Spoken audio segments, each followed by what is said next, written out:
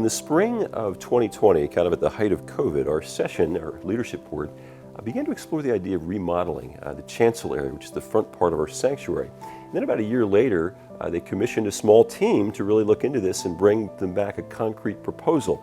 And while there's still a lot of details to be worked out, and Session is yet to give its final approval to this project, we're far enough along with it that this Sunday we're going to display some drawings of what we envision this space to look like. In fact, I'm going to give you a little sneak preview toward the end of the video. And I would like to talk to you about the what and the why of this project. But first step, I think, is to try and really understand and appreciate why this space, why our chancel area is the way it is now. So let's together take a look at this area in the front of our sanctuary. Well, this space was designed with the idea that at nearly every worship service that we had here, you would have a pastor preaching there from the pulpit. You'd have another liturgist here at the lectern. There'd be a large choir back here that would lead in singing special pieces and also help to lead the hymns. The service would always open and close with the organist, with the organ playing a prelude and a postlude, and also the organ leading us on the hymns. Everybody up here would be dressed in robes, and so, we looked very different from the people sitting out in the congregation. And this sense of distance and separation was accentuated not just by what we wore, but also that we would stand behind these wooden barriers here and here. This was called the modesty panel as well.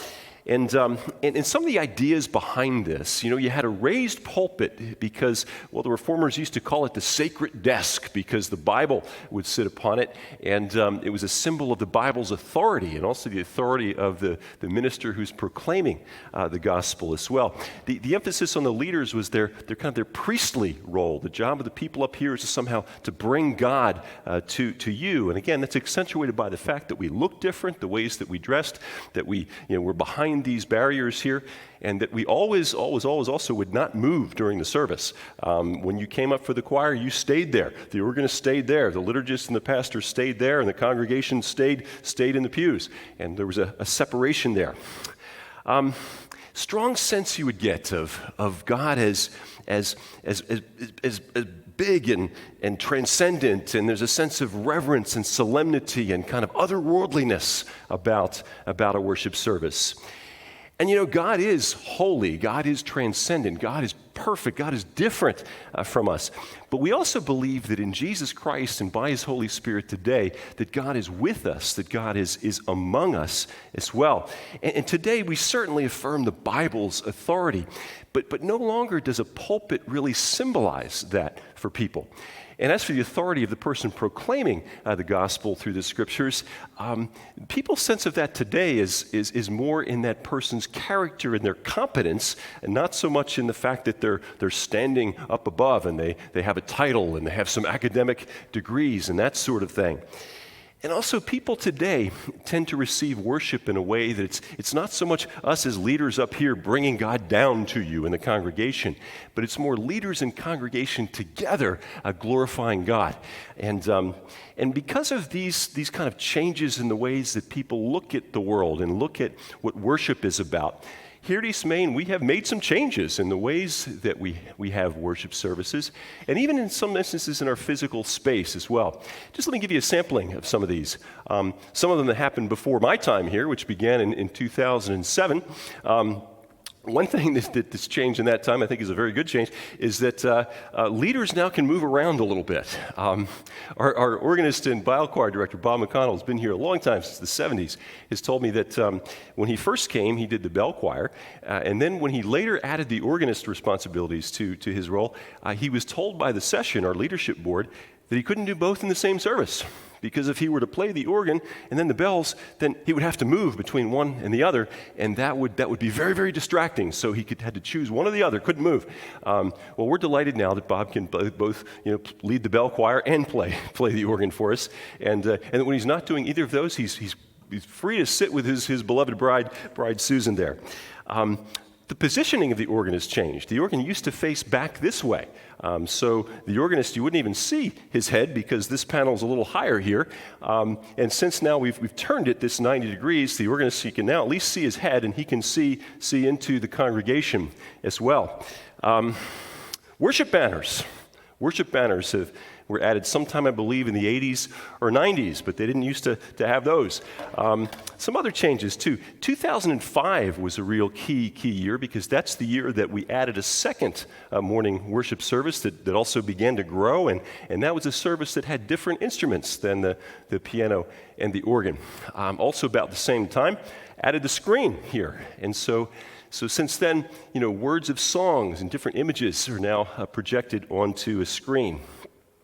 Boy, in my time here, some of the changes I've seen, what once was called the chapel, the area under where the Welcome Center is now, it was filled with pews, and people would sit in those for the worship service. Well, since now we've closed that off, we have a more symmetrical sanctuary. The sanctuary is also, there's a separation. You kind of walk into a specific worship space from the rest of the building. And plus, with the Welcome Center, we now have a space where people can sort of informally interact between the services and before and after them. Also, changes in the choir and how the choir is used. The choir used to sing, when I first came here, every Sunday during the early service. And now the choir has chosen to sing about every other Sunday. Also, the choir, it's a bit smaller too, and they've chosen now too, the choir prefers to sit among you in the congregation and then to come up for their piece and to sing more from the steps instead of back here behind the panel.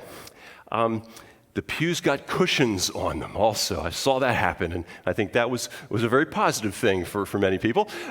In the balcony, though, they're still waiting to get their pew cushions. At some point, too, I think I was probably the trendsetter in this, the ministers, the people leading the speaking part, stopped wearing robes. And then the organist and the choir, I think, pretty gladly followed suit soon after that. Something else I've noticed is that it's gotten a bit louder in our sanctuary because we have an atmosphere now where it's just much more normal and acceptable that babies and young children are not just seen, but they're also heard sometimes. And also leaders began doing what I'm doing here, and that is speaking more from a movable lectern in the middle as opposed to behind the panels of the lectern and the pulpit area there. During COVID, that precipitated a number of changes as well. One thing we did with the physical space in COVID is we removed the pews from the back here. The pews that were there designed to have, again, a very large choir here on most Sundays. Well, that was no longer the case. We didn't have a very large choir, and they weren't choosing to sing from there anymore. And also, we really realized that because of COVID, the leaders in our second service, the music leaders, needed to have a little more separation and distance from each other. And so this space was good for that. And also, we realized that without the pews there, that it became a much more effective sort of multi-purpose space than it had been before, where really you could only have a large choir sitting in it. That was all you could really do with that space. Huge change during COVID, and very positive, is that we began to live stream our worship services, and we have more than 100 people on most weeks that are watching those services, even now that COVID has died down. We also stopped staffing a nursery during COVID, and even in the time since, we found that parents are reticent to drop their kids off. And so instead, we created spaces in the Welcome Center and also in the nursery itself for parents to go with their children if they chose to do that. We also stopped doing things, we're handling a lot of things in worship, and so we stopped having worship bulletins and passing an offering bag and changed the way that we do communion as well. And just some observations about these changes. Some of them were decided by groups of people, large groups, small groups. Some of them were more influenced by individuals. I mentioned about me kind of ditching the robe pretty early on. But none of these changes were really made just thoughtlessly. There was some careful, prayerful consideration giving to matters like, does this bring glory to God? Does it help edify people? Does it maybe help position us to be reaching new people? And my guess is, too, that with respect to some of these changes that you've lived through, that some of them you probably liked, others maybe you didn't like so much, and maybe there were a few that at the time you really didn't like them, but maybe you've come to appreciate them a little bit more since.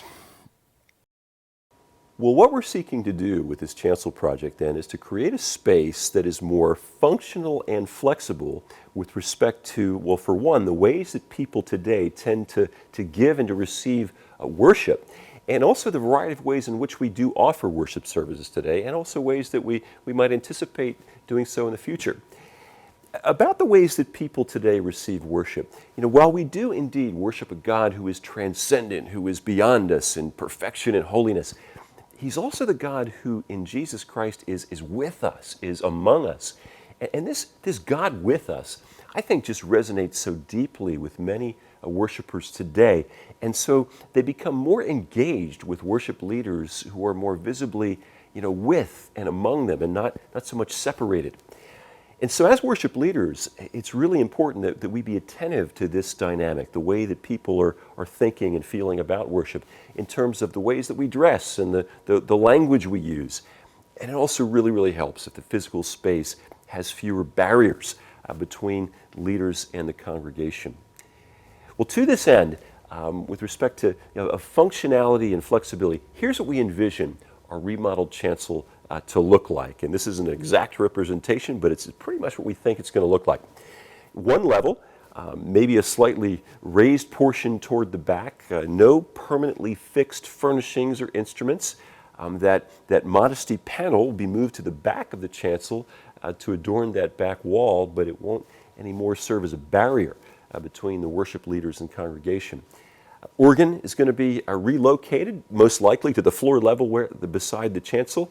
And so now the congregation will be able to see the instrument and also the person playing it. The pulpit and lectern are going to be removed and the wood for them repurposed to adorn the walls on both sides of the chancel area, and maybe also to create some of the movable chancel furnishings that we'll have.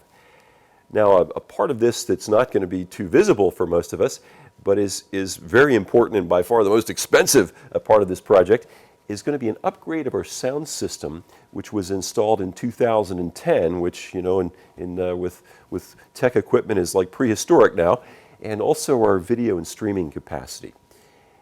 So for those of you who are looking more for something like this, an ultra-modern theater type area, sorry, we envision our remodeled chancel to be more like this.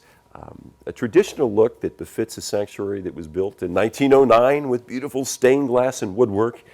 And our aim is to have a space that retains that traditional beauty and also is flexible enough to accommodate all the ways that we regularly worship today, as well as special events like we'd have a large choral cantata or a children's program, and also that's going to serve us well into the future, that is sure to have a lot of things that right now we can't even anticipate. Well, next week in this same format, I want to share a little bit with you just about change generally and why I, at least, am often very ambivalent and kind of flustered by it, and especially how changes in church can be difficult. And also we're going to hear from some other folks too who are excited about this facelift that we're thinking of giving to our chancel area, and just some of how we think it can really help us going forward in our ministry. Well, thanks so much for your time today, friends.